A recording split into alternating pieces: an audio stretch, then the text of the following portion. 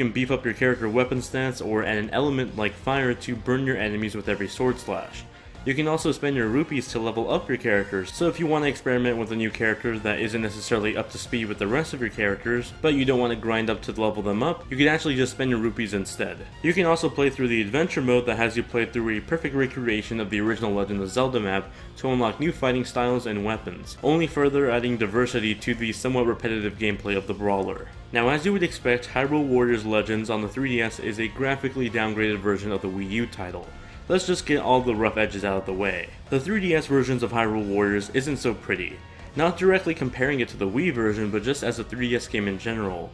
The textures are really muddy looking, there's hardly any detail in the models when it comes to the environment, and the enemy count has been dramatically downsized. There's also a ton of poppin' in this game. The poppin' was the most annoying factor, as the big fights with monsters seemed even less dramatic of a boss fight in this version. Anytime I needed to guide a bomb to a giant rock pillar to explode it, rather than having at least some debris effects, the rock would literally just disappear. No fade or anything.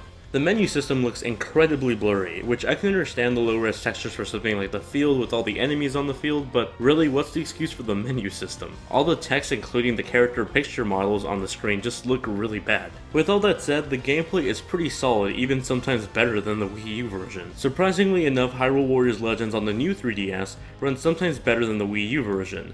Where the Wii U version would sometimes drop down to the mid 20 frames per second, on the new 3DS, gameplay is mostly a solid 30, at least with the 3D turned off, and that's thanks to all the graphical